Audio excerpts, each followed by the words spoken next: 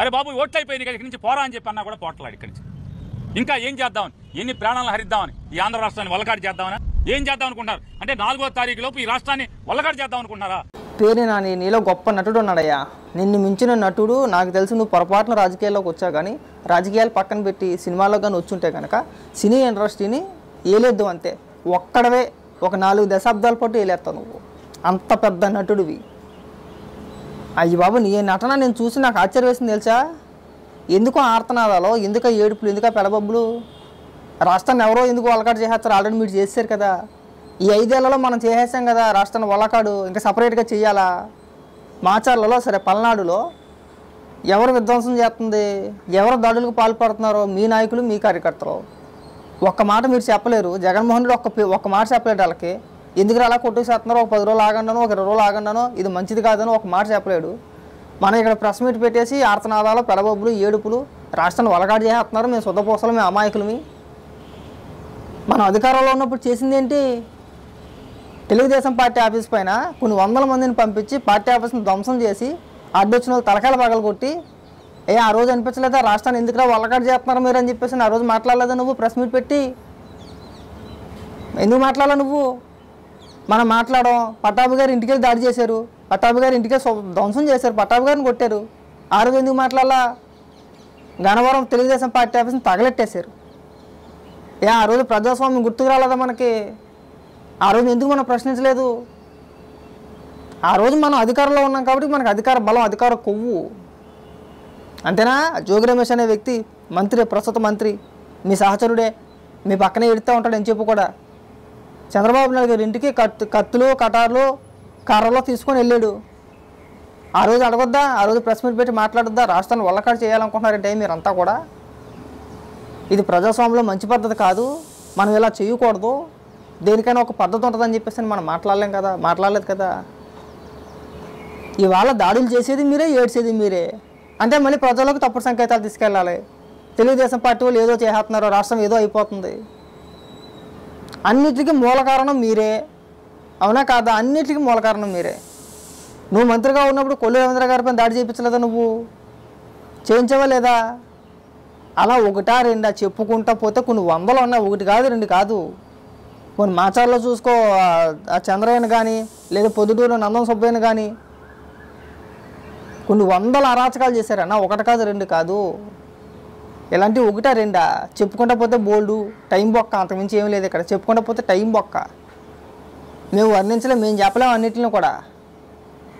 మళ్ళీ అలా ఏదో ఓ ప్రెస్ మీట్ పెట్టేసి అమాయకులకు ఏడ్చేస్తున్నాడు. ఇంకా ఆ బాబు రాష్ట్రాన్ని వల్లకాడు చేసేది వీళ్ళే, ఒక పక్కన వాళ్ళే చేసేది వాళ్ళే, ఏడ్చేది వాళ్ళే, ప్రచారం చేసేది వాళ్ళే. మనం అధికారంలో ఉన్నంతసేపు కూడా అధికార బలం. ముఖ్యమంత్రి ఏమన్నాడు తెలుసా? తెలుగుదేశం పార్టీ ఆఫీస్ పైన ఆఫీస్ని ధ్వంసం చేస్తే వైసీపీ కార్యకర్తలు కొన్ని 100 మంది అక్కడికి వెళ్ళిపోయి అద్దాలు పగలు కొట్టి, అడ్డొచ్చిన వాళ్ళు తలకాయలు పగలు కొట్టి నానా విధ్వంసం చేశారు, నానా రచ్చ చేశారు, నానా రభస చేశారు. అక్కడ ముఖ్యమంత్రి ఏమన్నాడు? సింపుల్గా మా కార్యకర్తలకు ఎవరికో బీపీలు వచ్చినాయి, అభిమానులకి కోపాలు వచ్చినప్పుడు అలాంటి పరిస్థితులు ఎదురవుతాయని చెప్పేసి సింపుల్గా ఒక ముక్కతో తీసి పడేశాడు. ఒక్క ముక్కతోటి. ఆ రోజు అందరూ ఆశ్చర్యపోయామన్నమాట. అయ్యో వీడు ముఖ్యమంత్రా అని. జగన్మోహన్ రెడ్డి అనే వ్యక్తి ముఖ్యమంత్రిని కూర్చోబెట్టామా? ఎంత లేఖితనంగా ఆలోచిస్తాడా, ఎంత దరిద్రంగా ఆలోచిస్తాడా అనే ఫీలింగ్ మాకు కలిగేసింది నిజంగా. అంటే ప్రజాస్వామ్యంలో ఖండించకపోగా నా కార్యకర్తలు, నా అభిమానులు నన్ను ఏమనంటే వాళ్ళ కోపాలు వస్తాయి, బీపీలు వస్తే అలాగా పగల కొడతారని సమర్థించాడు. చూసావా? దాన్ని వల్లకాడు చేయడం అంటేనే. రాష్ట్రాన్ని వల్లకాడు చేయాల్సిన ప్రయత్నాలన్నీ జగన్మోహన్ రెడ్డి చేసేసాడు. ఇంకా ఏం చేస్తానికి ఏమీ లేదు. 1, 2 చక్కని శుభ్రంగా ఉన్న రాష్ట్రాన్ని తీసుకొచ్చి గంజాయికి రాజధాని చేసేసాడు. కేర్ ఆఫ్ అడ్రస్, గంజాయికి కేర్ ఆఫ్ అడ్రస్. దేశంలో ఏ మూల ఎక్కడ గంజాయి దొరికినా, డ్రగ్స్ దొరికినా దాని మూలాలు ఆంధ్రప్రదేశ్లోనే ఉంటాయి ఖచ్చితంగా. నువ్వు ఎప్పుడైనా చూడు, ఎక్కడైనా ఏ వార్తలోనో చూడు. చెన్నైలో దొరికినా అంతే, బెంగళూరులో దొరికినా అంతే, హైదరాబాద్ అయినా అంతే, ముంబై అయినా అంతే, ఢిల్లీ అయినా అంతే.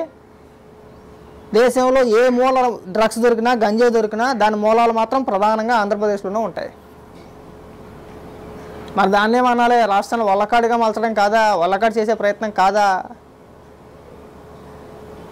దారి దోపిడీలు కూడా ఎక్కువైపోయినాయి. మీరు అధికారంలోకి వచ్చిన తర్వాత దారి దోపిడీలు కూడా ఎక్కువైపోయినాయ్యా.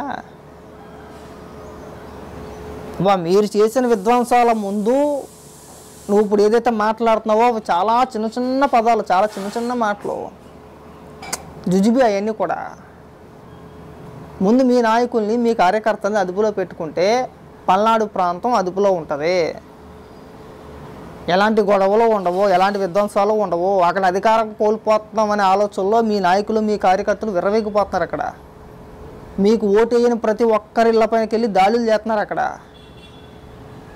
పట్టు జారిపోతుందని, పట్టు కోల్పోతున్నారని, అధికారం కోల్పోతే మనల్ని ఎవడో దేకడరా, మన ఉనికి కష్టమైపోద్ది అనే భయంతో వాళ్ళు నానా రభస చేస్తున్నారు. అక్కడ ఆ కాసు మహేష్ రెడ్డి కానీ, పిన్నెల రామకృష్ణారెడ్డి కానీ, ఇంకా గోపిరెడ్డి కానీ వీళ్ళంతా చేసేది అక్కడ అదే. మళ్ళీ మనం వచ్చి వాళ్ళ గురించి మాట్లాడకుండా, వాళ్ళ ప్రస్తావన తేకుండా మనం వేళ శుద్ధపోసల్లాగా ఏదో పెద్ద అమాయకులా మాట్లాడుతున్నాం ఒక్కొక్కసారి. వద్దు.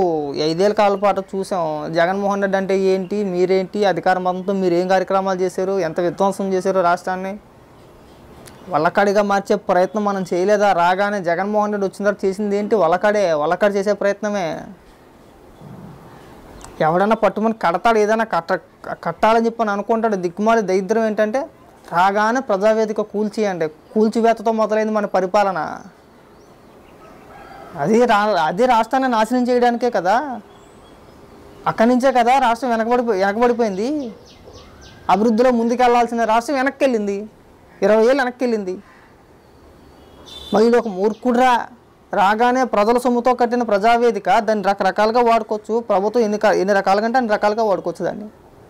దాన్ని పడగొట్టేసి ఏం సాధించేసాడు? ఏమీ సాధించలా, జీరో.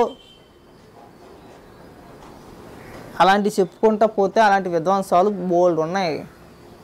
మనకు అనవసరంగా టైం బొక్క. ఇలాంటి ఉపన్యాసాలు పెద్ద పెద్ద సొల్లు మాటలు చెప్పమాకు దయచేసి. విని మాకు కూడా సిరాకు వచ్చింది. నువ్వు ఆ పేరు నాని, కొడాల నాని, జోగి రమేష్, రోజా మీరు చెప్పాల శాంతి భద్రతల గురించి, మాట్లాడే విధానం గురించి, విధ్వంసాల గురించి, అరాచకాల గురించి, అధికార మతం గురించి మనమే మాట్లాడుకోవాలి. మనం అధికారంలో ఉన్నంతసేపు కూడా పోలీసు వ్యవస్థను మనం గుప్పిట్లో పెట్టేసుకున్నాం. ఎలా పడితే అలా వాడేసుకున్నాం మనం మామూలుగా. చివరికి తెలుగుదేశం పార్టీ నాయకుల పైన దాడి జరిగినా సరే, ఎన్ని కేసులు పెట్టినా కేసులు తీసుకున్నామా మనం? స్పందించారా? మనం ఆదేశాలు ఇచ్చేలేదా?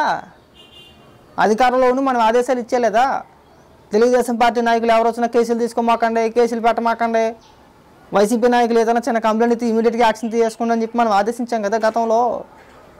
ఇప్పుడు తెలుగుదేశం పార్టీ ఆదేశించడానికి తెలుగుదేశం పార్టీ అధికారంలో లేదు కదా. ఇంకా జూన్ 4 వరకు వెయిట్ చేయండి, రిజల్ట్ వచ్చింది, అప్పుడు చూద్దాం. ఇప్పుడు ఇంకా ఆపద్దాల ముఖ్యమంత్రికి ఇంకా జగన్మోహన్ రెడ్డి ఉన్నాడు కదా. మరి ఎవరిని ప్రశ్నిస్తున్నావు నువ్వు ఇక్కడ? పేరు నాని అప్పాబాయ మాటలు వద్దు. మీరు ఎన్ని సొలు మాటలు చెప్పినా, ఎంత డైలాగులు చెప్పినా జనం వినే పరిస్థితుల్లో లేరు.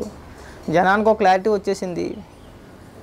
వీళ్ళు కేవలం ఎలివేషన్లకే, ఏడుపులకి అయితే వీలైతే ఎలివేషన్లో పొగిడియాలి. ఇంకా బాబు జగన్మోహన్ రెడ్డి వీరుడు, సూర్యుడు, ధీరుడు, ఆ రేంజ్ ఎలివేషన్లు ఉంటాయి. లేకపోతేనేమో ఏడుపులు, అయ్యి బాబు ఇంకేదో అయిపోతుందని చెప్పేసి నీ పేరు నానిలాగా ఏడుపులు.